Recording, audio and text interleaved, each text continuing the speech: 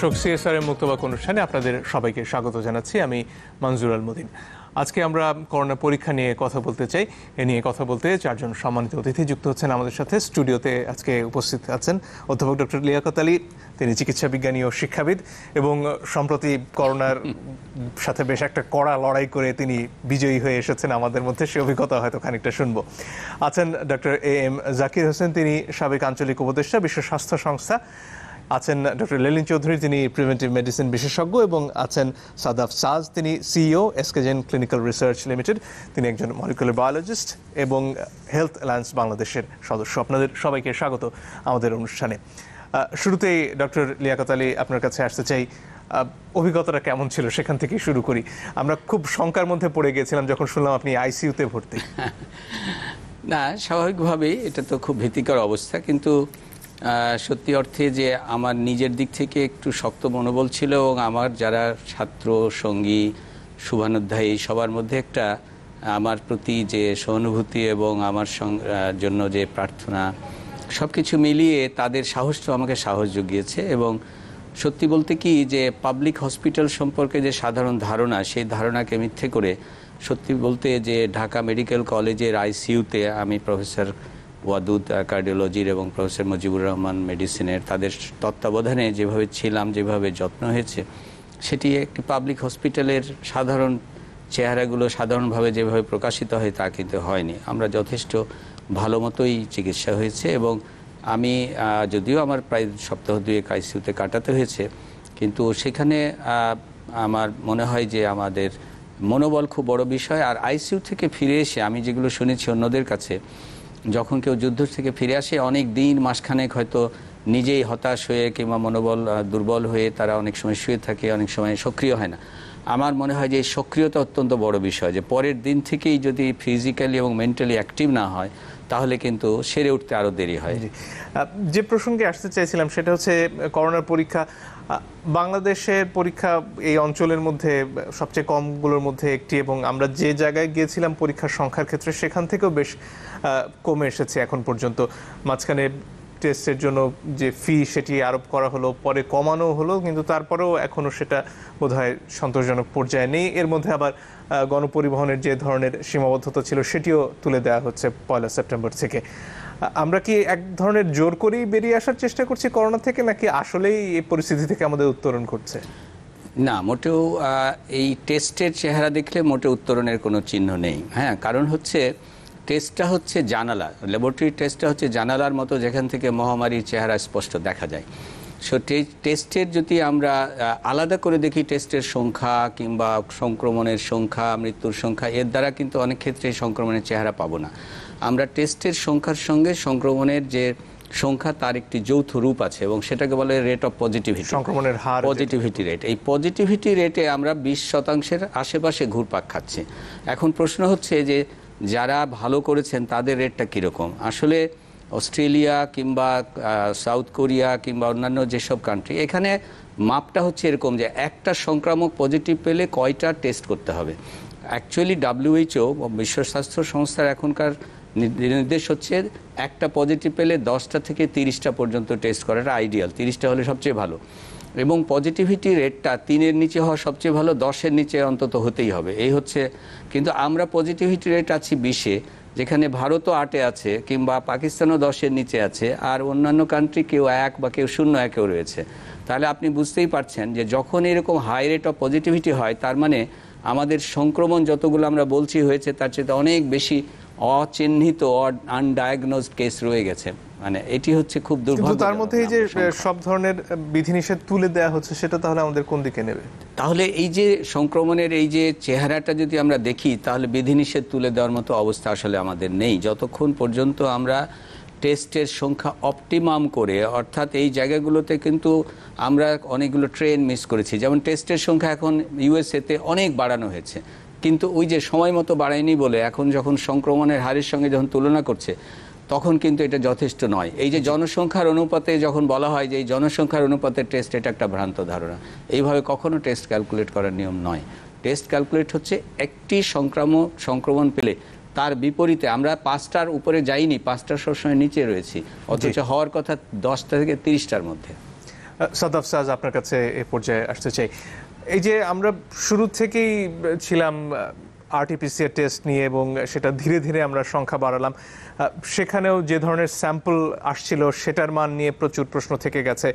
এরপর এক পর্যায়ে অ্যান্টিবডির অনুমোদন নিয়ে কথা হচ্ছিল, অ্যান্টিজেন নিয়ে কথা হচ্ছিল, তার কোনোটি এখন পর্যন্ত আসেনি। সব মিলিয়ে এই যে বিভিন্ন ধরনের টেস্ট আসার কথা কিন্তু এখনও আরটিপিসিআর নিয়ে আমরা থেকে গেছি, তার ফলাফলটা কি দাঁড়াচ্ছে বাংলাদেশের জন্য?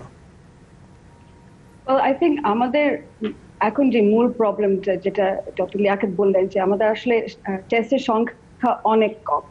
তো কিভাবে আমরা স্কেল আপ করবো টেস্ট, সেই দিকে একটু লক্ষ্য করতে হবে। সো দ্যাট আমাদের অ্যাকচুয়ালি ব্যাপক টেস্ট দরকার দুইটা কারণের জন্য। একটা হচ্ছে যে it seems that we've given up trying to even contain this COVID-19 এখন।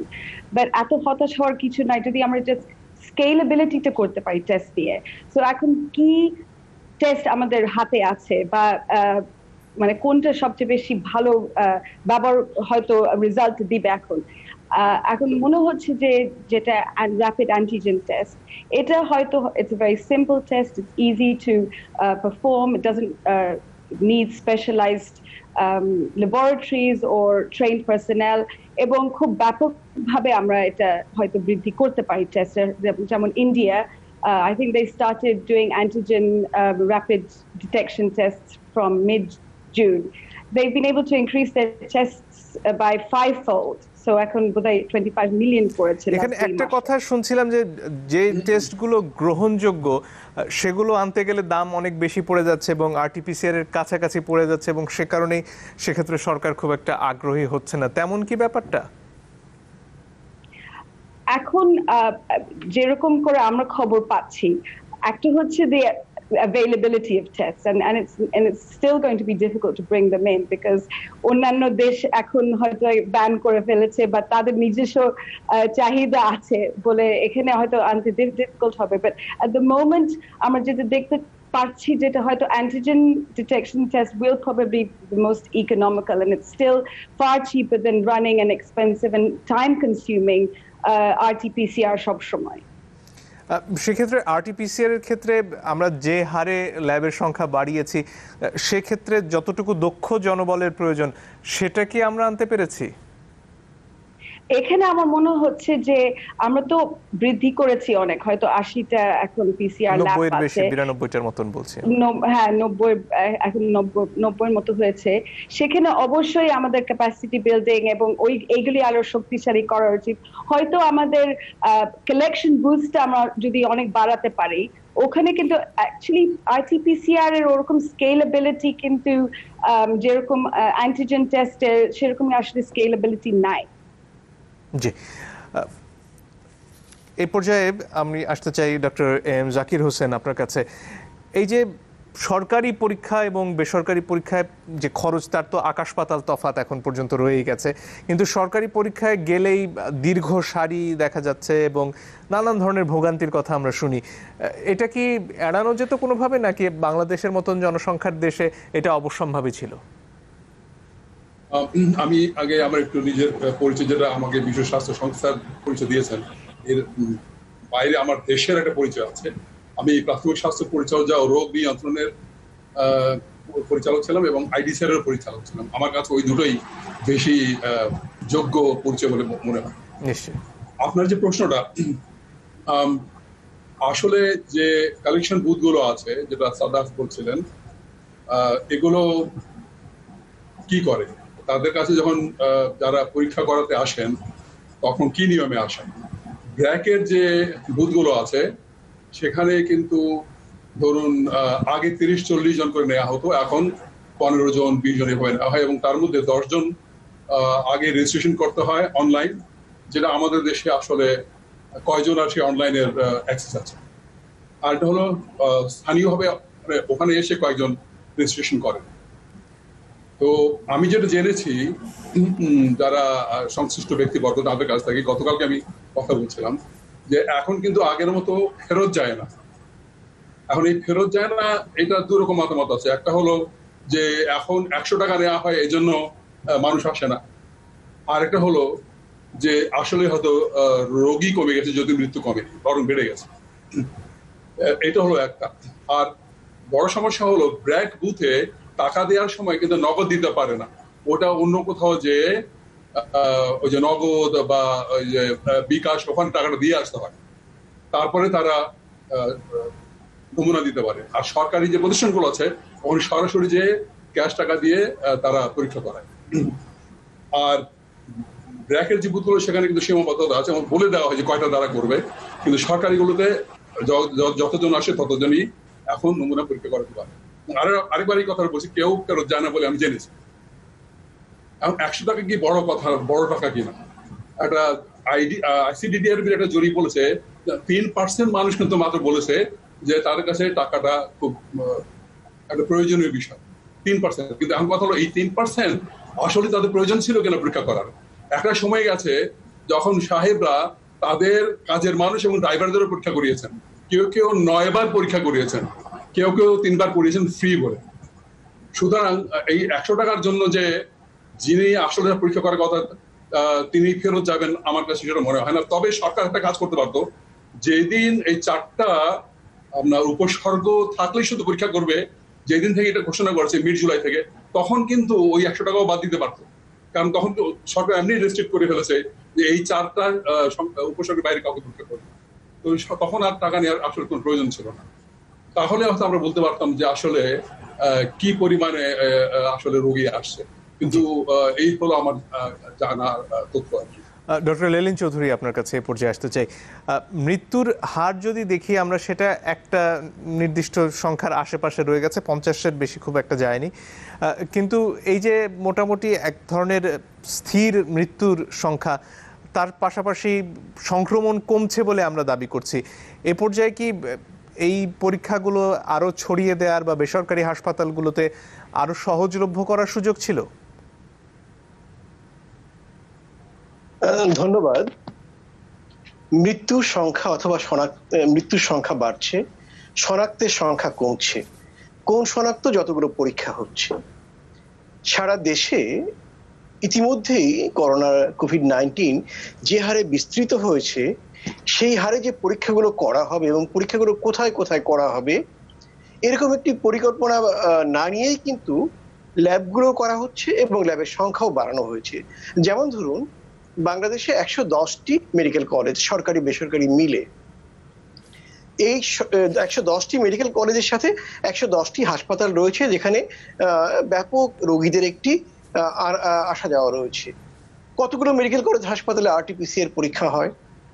এর উত্তরটা খুব কঠিন। এই কারণে যে আমরা দেখেছি কতগুলো জায়গায়, যেমন ঢাকার মতো জায়গায় অথবা এরকম বড় 1-2টো শহরে যে হারে বাড়ানো হচ্ছে, সারা দেশে কিন্তু এর বিস্তৃতিটা নাই। দ্বিতীয় আরেকটি কথা হচ্ছে যে আমরা টেস্ট করব, টেস্ট করার লক্ষ্যটা আমাদের কি? বেশিরভাগ মানুষকে টেস্টের আওতায় আনা, না যত কম সংখ্যক টেস্ট করা যায়, মানে টেস্ট করতে গিয়ে নিয়ন্ত্রণ করার প্রবণতা?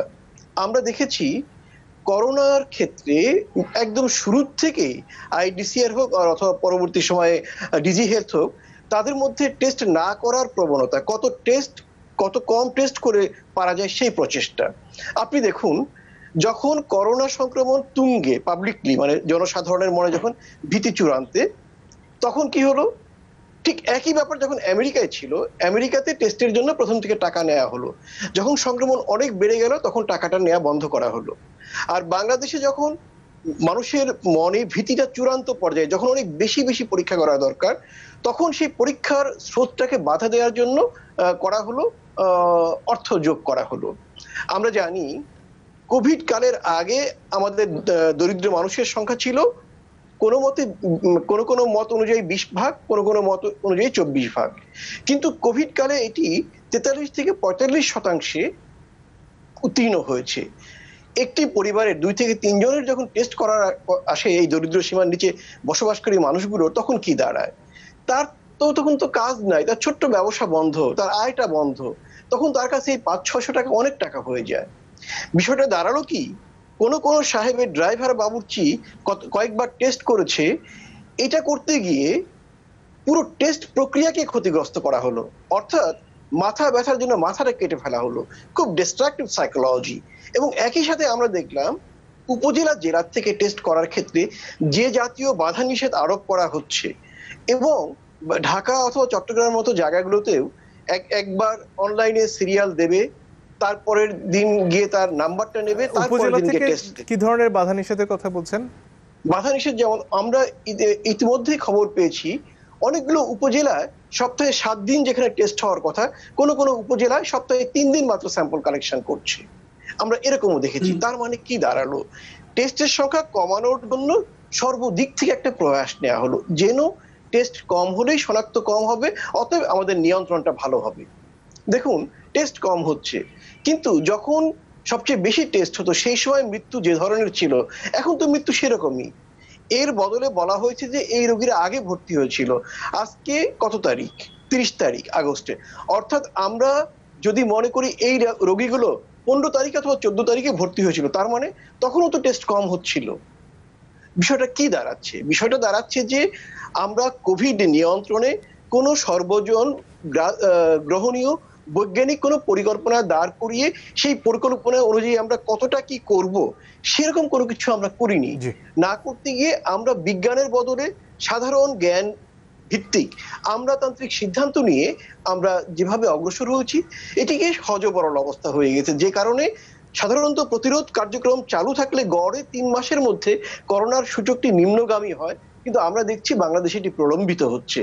মানুষের ভোগান্তি বাড়ছে, মানুষ আক্রান্ত হচ্ছে, টুকটাক মরে যাচ্ছে, মৃত্যুবরণ করছে, আবার সাধারণ মানুষকে একটা false sense of security and safety সেরকম একটি ধারণা দেওয়া হচ্ছে। এই মিলেই তো আমাদের করোনা পরিস্থিতি চলছে। একটা বিরতির সময় হয়ে গেছে দর্শক, একটা বিরতি নিয়ে একটু পরে ফিরে আসছি আলোচনায়, সঙ্গে থাকবেন আশা করি।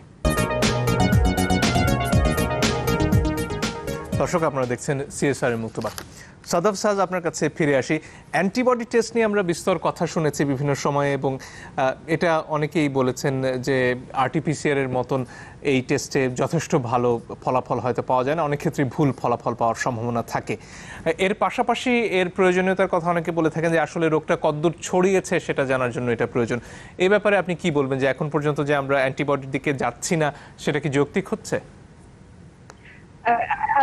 অবশ্যই না। আমাদের actually we are kind of blind. এখন আমাদের অ্যাসিম্পটোম্যাটিক ইন্ডিভিজুয়ালস কতটুক আছে, কিরকম ছড়িয়েছে পুরো বাংলাদেশের মধ্যে, সেটা আমরা একদম ব্লাইন্ড। এখন আমরা কিছুই বুঝতে পারছি না।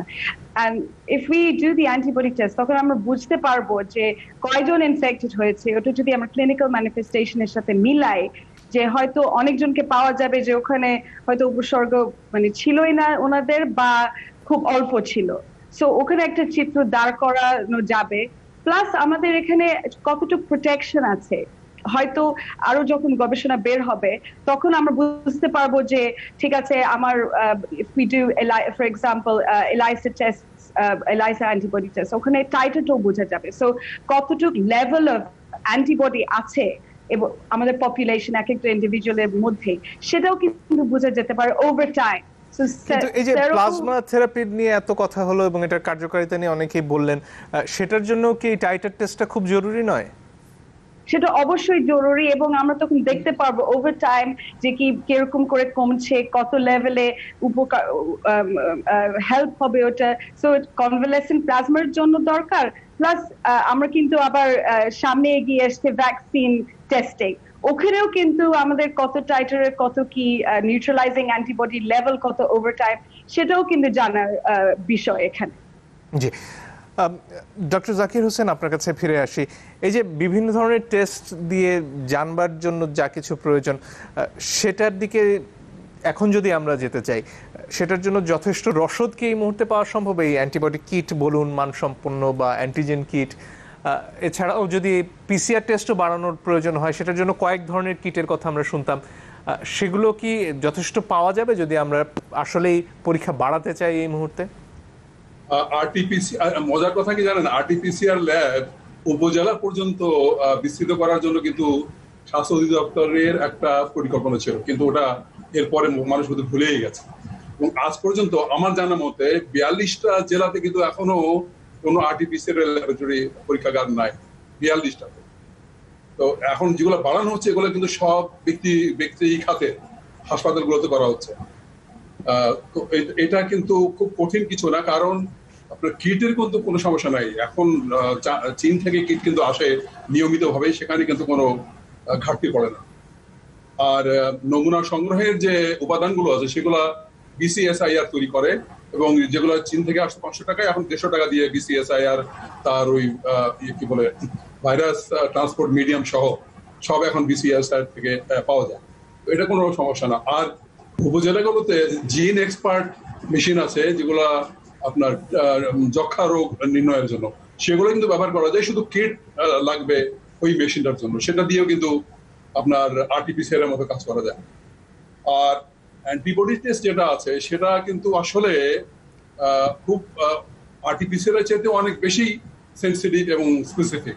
যেমন 90% পর্যন্ত আপনার সেন্সিটিভ এবং 95% পর্যন্ত স্পেসিফিক আপনার অ্যান্টিবডি টেস্ট পাওয়া যায় বাজারে, সেটা আনা যায়। এবং হয়তো আমি জানি না, গণস্বাস্থ্য কেন্দ্র শুনেছি তারা নাকি এটাকে আরো উন্নত করার চেষ্টা করছে, সেটা তারা সেই পর্যায়ে হয়তো নিয়ে যেতে পারে। তো এগুলো খুব দামি জিনিস না, অ্যান্টিবডি টেস্ট খুব দামি জিনিস। এলাইজের কথা বলছিলেন সাদা, সেখান থেকে ওভাবে কিন্তু করা যায়। বাট তারপরে একটা আপনার পরীক্ষাগারের জন্য আপনার যে র্যাপিড টেস্ট আছে অ্যান্টিবডির, একটা শুধু একটা ছোট একটা কিট আছে, সেটা দিয়ে পরীক্ষা করা যায়। অ্যান্টিজেন যেটা, অ্যান্টিজেন আপনার বাড়িতে বসে করা যায় এবং ওর দাম 400 থেকে 500 টাকা, 20 থেকে 30 মিনিটের মধ্যে এটা রেজাল্ট পাবেন আপনি। তবে সমস্যা হলো ওটার সেন্সিটিভিটি 45 থেকে 50%। মানে সবকিছুরই ভালো দিক আছে, খারাপ দিক আছে। এখন যেটা নীতিগতভাবে যেটা আমরা করতে পারি সেটা হলো যেগুলো ক্লিনিক্যাল ফিচার আছে, রোগ উপসর্গ আছে, কিন্তু আপনার অ্যান্টিজেন টেস্টে এরা ঋণাত্মক, নেগেটিভ, তাদেরকে আমরা আবার আরটিপিসিআর দিয়ে পরীক্ষা করে দেখতে পারি। জি, ডক্টর লেলিন চৌধুরী আপনার কাছে আসে। এই যে একটু আগে ডক্টর জাকির হোসেন যেটা বলছিলেন যে বেসরকারি খাতে আরটিপিসিআর ল্যাবের সংখ্যা বাড়ছে, কিন্তু সেখানে তো দামটাও প্রচুর, যেটা অনেকেরই হাতের নাগালের বাইরে। সেক্ষেত্রে এই সংখ্যা বাড়াটা কি আসলেই মানুষকে এই ধরনের পরীক্ষায় আসতে উৎসাহিত করছে, নাকি এই যে ব্যাপক তারতম্য খরচের সেটা কমানো প্রয়োজন?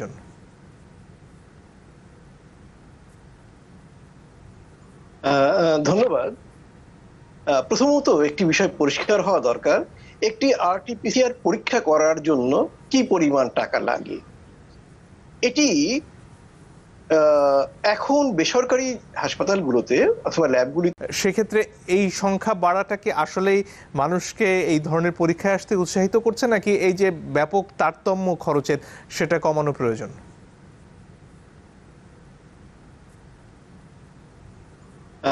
ধন্যবাদ। প্রথমত একটি বিষয় পরিষ্কার হওয়া দরকার, একটি আরটিপিসিআর পরীক্ষা করার জন্য কি পরিমাণ টাকা লাগে। এটি এখন বেসরকারি হাসপাতালগুলোতে অথবা ল্যাবগুলিতে যে টাকাটা নেওয়া হয় 3,500 টাকা, এই টাকাটা কিন্তু নির্ধারণ করেছে সরকারি কর্তৃপক্ষ, তারা হিসেব করেছে। একটি ভুল কথা সাথে আপনার একটি কথার সাথে আমি দ্বিমত পোষণ করছি। সরকারি খাতে খরচ কম ব্যাপারটা তা না, কিন্তু সরকারি খাতেও কিন্তু যে টাকাটা হয় ওই টাকাটা কে দেয়? সাধারণ মানুষ দেয়। ওই টাকাটা আমরা দেখছি না, কিন্তু সাধারণ মানুষের টাকা কিন্তু ওখানে কি হচ্ছে। যদি খরচটা আমরা হিসেব করি, কোনো মতেই এটি একটি আরটিপিসিআর পরীক্ষা A to Z, মানে পরীক্ষা, এস্টাবলিশমেন্ট, বিল্ডিং, ইলেকট্রিসিটি সব মিলে, যারা বেতন দেওয়া হয় তাদের সব মিলে এটি কখনোই 3,000 টাকার নিচে করা সম্ভব না। কারণ আমি যতদূর মনে করতে পারি, আইডিসিআর এর কিছু লোকজন বোধ হয় এটি একটি মানে অফিস ওয়ার্কের বাইরেই একটা অ্যানালাইসিস করেছিল, সেখানে কিন্তু লোয়েস্ট যেটা এসেছিল 3,000 টাকা। অতএব সরকারি বেসরকারিতে তারতম্য নাই। বিষয়টা কি, যে পে করতে পারবে সে করুক 3,500 টাকা 3,000 টাকায়, যে পারবে না সে সরকারি জায়গায় যাক। আমরা চাইবো কি, আমরা চাইবো দেশের 17 কোটি মানুষকে টেস্টের আওতায় আনা। এর মধ্যে যারা সরকারি সুবিধা নিতে চাইবে নেবে, যারা নিতে চাইবে না তারা নেবে না। বিষয়টা তো এটাই তো হয়। মানে হয় কি, ধরুন দেশের এখন স্বাস্থ্য যে পরিপূর্ণ ব্যবস্থা, তার 3 ভাগের 1 ভাগ সরকারি ব্যবস্থাপনায় চিকিৎসার, আর 3 ভাগের 2 ভাগ বেসরকারি। এখন কিন্তু ঝামেলা হলো, সবটাই কিন্তু বাংলাদেশের স্বাস্থ্য ব্যবস্থা, চিকিৎসা ব্যবস্থা সরকার পাবলিক মানি দিয়ে একটা অংশ দিচ্ছে, আর একটা হচ্ছে প্রাইভেট মানি দিয়ে আরেকটা অংশ করছে। ঝামেলা হচ্ছে আমাদের একটি দৃষ্টিকোণ রয়েছে। স্বাস্থ্যমন্ত্রী নিজেও যখন বলেন যে অ্যান্টিজেন টেস্টগুলো আমরা করবো আমাদের হাসপাতাল, মানে সরকারি হাসপাতাল, তিনি ভুলে গিয়েছেন তিনি বাংলাদেশের স্বাস্থ্যমন্ত্রী। তার কাছে দেশের সমস্ত স্বাস্থ্য সেবা যে বিষয়টি, এটিরই তিনি মন্ত্রী। এখানে পাবলিক মানিতে একটি অংশ পরিচালিত হচ্ছে আর একটা প্রাইভেট মানিতে হচ্ছে। এই জায়গাটা আমরা পরিষ্কার না বোঝার কারণে কিন্তু আমরা বলি সরকারি খাতে খরচ অনেক কম, বেসরকারি খাতে বেশি, তা না। কিন্তু ধরুন একজন করোনা রোগীর ট্রিটমেন্ট কুর্মিটোলা জেনারেল হাসপাতালে, সে ভর্তি হওয়ার পর থেকে 10 দিনে তার যে খরচ হয়, অথবা একটি মধ্যম মানের প্রাইভেট হাসপাতালে যে খরচ হয়, আপনি যদি অর্থের হিসেবে সবটা যোগ বিয়োগ করেন, দেখবেন কিন্তু খরচ কিন্তু তেমন কোনো পার্থক্য নাই। এবং কোনো কোনো ক্ষেত্রে অনিয়ম এবং অব্যবস্থা এবং চুরির কারণে সরকারি খাতেই খরচটা বেশি হয়ে যাচ্ছে। আমাদের একটি ঝামেলা হলো কি, আমরা প্রতি বছর যে পাবলিক মানি স্বাস্থ্য চিকিৎসার জন্য, মানুষের চিকিৎসার জন্য বরাদ্দ করি, সেই টাকা দিয়ে কতজন লোকের চিকিৎসা করা হলো, এতে প্রতিটি রোগীর জন্য কি পরিমাণ টাকা খরচ করা হোক, এর কোনো মানে ফিডব্যাক কিন্তু আমরা মানুষকে দেই না বই কিন্তু ঢাকা মেডিকেলে টাইফয়েডের জন্য 10 দিন ভর্তি হয়ে তার পেছনে যে রাষ্ট্রের 10 লাখ টাকা খরচ হলো, সেটা কিন্তু সে জানে না। সে জানে সে ফ্রি অথবা বিনা পয়সায় চিকিৎসা পেল।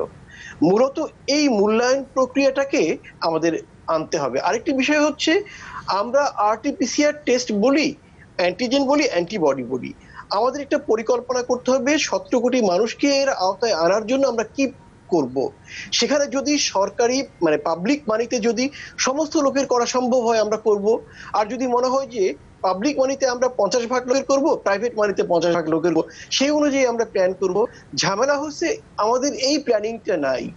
যখন কোনো ল্যাবরেটরি অথবা হাসপাতালে, প্রাইভেট হোক যাই হোক, একটু প্রভাবশালী মানুষজন কর্তা ব্যক্তিদের সাথে একটু যোগাযোগটা মেনটেন করে হতে পারে, তখনই তারা পারমিশন পেয়ে যায়। সারা দেশে কিভাবে টেস্ট আমরা ছড়িয়ে দেব, কোন অঞ্চলে কত হবে, যশোরে কত হবে, মনিরামপুরে কত হবে, মানিকগঞ্জে কত হবে, হরিরামপুরে কত হবে, সীতাকুণ্ডে কত কিরকম হবে, সেই ভাবনার কে যদি আমরা মেটেরিয়ালাইজ করার জন্য একটা পরিকল্পনা করতে পারতাম, তাহলে কিন্তু যে প্রশ্নগুলো এখন উঠছে সেই প্রশ্ন উঠতো না। জি ধন্যবাদ।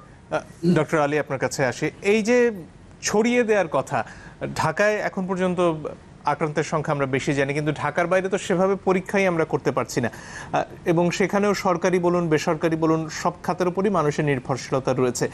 সেখানে কেন পৌঁছতে পারছি না আমরা এই পরীক্ষাগুলো নিয়ে?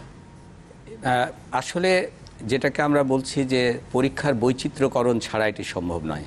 আরটিপিসিআর হচ্ছে ল্যাবরেটরি টেস্টের গোল্ড স্ট্যান্ডার্ড, এটা ঠিক, কিন্তু এখন সারা দুনিয়াতেই এই যে বৈজ্ঞানিক অগ্রগতি কমাসে হয়েছে, তার মধ্যে টেস্টের বৈচিত্র্যকরণ হয়েছে। আরটিপিসিআরকে একটা গ্রুপ অফ টেস্ট, একটা ফ্যামিলি, যেটাকে বলা হয় নিউক্লিক অ্যাসিড অ্যাম্প্লিফিকেশন টেস্ট।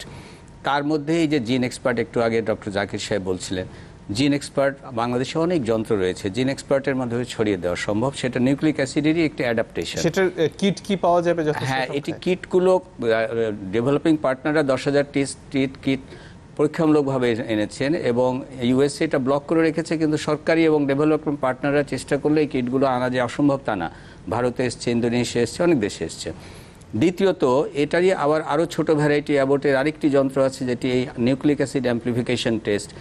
ইন্ডিয়াতে ট্রু ল্যাবের আছে, আরও ভ্যারাইটি রয়েছে। এইগুলো হচ্ছে কি, যে যেমন আরটিপিসিআর একসাথে 48টা বা 96টা স্যাম্পল দিতে হয়, প্রসেস করতে 5-6 ঘন্টা লাগে, যার জন্য এটি অনেক স্যাম্পল না হলে এটা কস্ট ইফেক্টিভ না। কিন্তু এই যে বললাম যে জিন এক্সপার্ট 4 থেকে 16টা টেস্ট একসাথে লোড করা যায়। আপনার টেস্ট হচ্ছে রাস্তার মতো, টেস্ট কিন্তু গন্তব্য নয়। আমি কি জন্য ব্যবহার করব সেটা হচ্ছে মূল উদ্দেশ্য। এখন যেমন ধরুন এখন একটা সিজারিয়ান হবে, একটা অপারেশন হবে, কাউকে ভর্তি করব, তাহলে অল্প সংখ্যক টেস্ট ছোট হাসপাতালে আমি যদি লোড করতে পারি একটা ছোট হাসপাতালে, তাহলে টেস্ট করে দিয়ে দিলাম। তাহলে এই অ্যাডাপ্টেশন অফ দি আরটিপিসিআর খুব গুরুত্বপূর্ণ। অনেক ধরনের ভ্যারাইটি রয়েছে, এটাতে ছড়াতে শিখতে হবে। দ্বিতীয় হলো ডায়াগনস্টিক। আরটিপিসিআর একটা ডায়াগনস্টিক টেস্ট, রোগ নির্ণয়। 7 দিনের মধ্যে না হলে সিমটমের কিন্তু এটা পজিটিভ হবে না, কাজে টাইম খুব সেন্সিটিভ। এটা যে যখন আমরা থিওরিটিক্যালি বলি 95 বা 100% সেন্সিটিভ, প্র্যাকটিক্যালি কিন্তু অনেক কমে যায় যদি সব কিছু ঠিক না থাকে। অ্যান্টিজেন টেস্ট এখন পর্যন্ত যেটা 4টা অ্যান্টিজেন টেস্ট আমেরিকাতে অ্যাপ্রুভড হয়েছে, এফডিএ ইমার্জেন্সি ইউজ অথরাইজেশন করেছে, ভারতে হয়েছে, কোরিয়াতে হয়েছে। এগুলো কিন্তু রেস্ট্রিক্টেড, এগুলো কিন্তু আসছে না, কিন্তু সেগুলোর সেন্সিটিভিটি কিন্তু 84 থেকে 98 পর্যন্ত চলে এসছে। পরশুদিন যেটা অ্যাবোটেডটা অ্যাপ্রুভড হলো, এটা 98%, এটা 15 মিনিটের রেজাল্ট দেয়।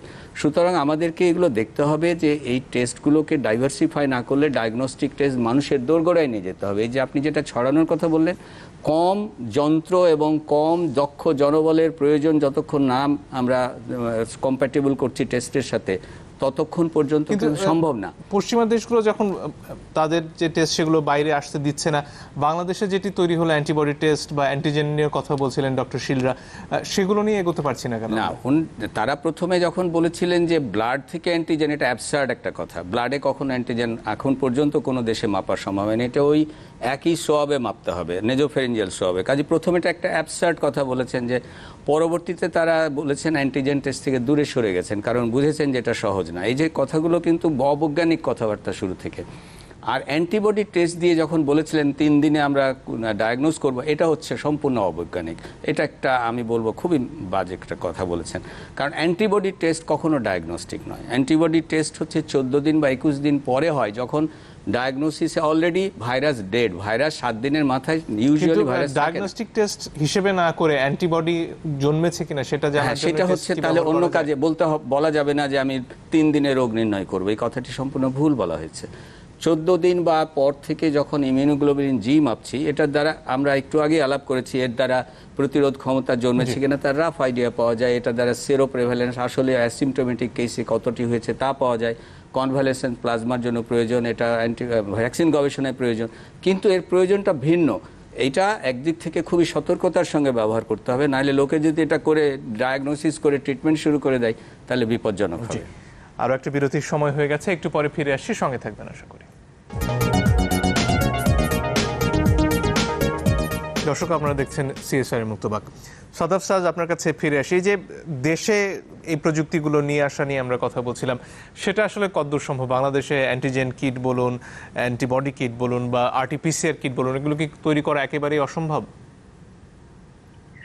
I think that there are absolutely, I think খুবই সম্ভব অ্যান্টিজেন এবং অ্যান্টিবডি কিট এখানে ডেভেলপ করে, এবং আমার মনে হয় কিছু অগ্রগতি হয়েছে ওই জায়গায়।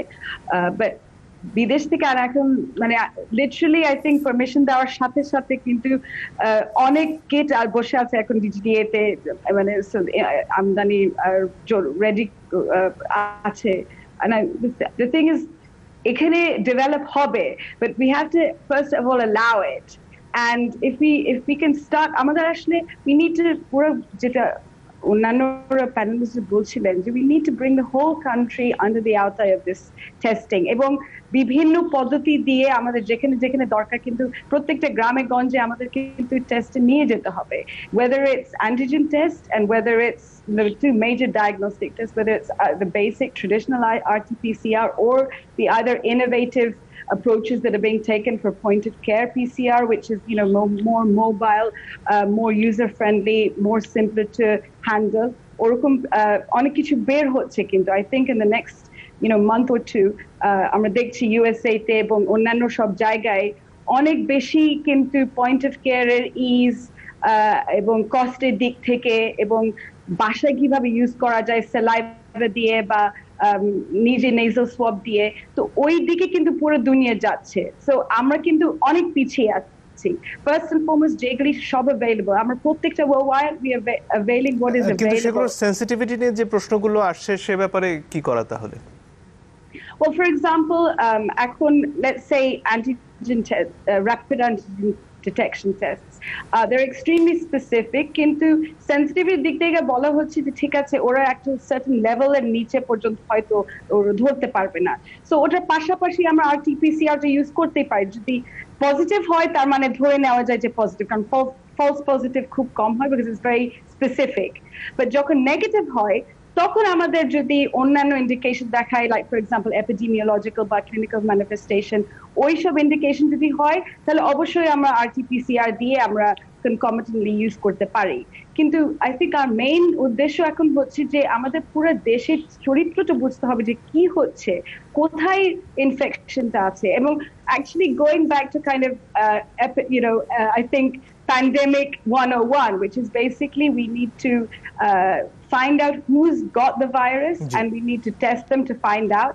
তারপরে আমাদের trace, contact এবং who else that they've been in contact with তাদেরকে টেস্ট করা, এবং so that we can, because এখন তো পুরো দেশ খুলে গেছে, হ্যাঁ এখন তো আমরা লকডাউনে নাই, লকডাউন ছিল যে how can we break the chain of transmission, so আমরা এখন it seems like we've given up that.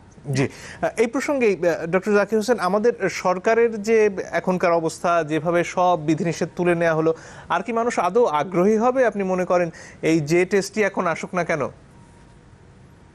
আসলে এটা একটা গুরুত্বপূর্ণ প্রশ্ন করেছেন। এই যে পাবলিক গণপরিবহন খুলে দেওয়া হয়েছে এবং এখন আর ওই 6 ফিট দূরত্বে, বাংলাদেশের 3 ফিট সবসময় বলেছে, কিন্তু আসলে 6 ফিট এই দূরত্বে বসতে হবে, এইগুলো নিয়ে কোনো আর মাথা ব্যথা নাই।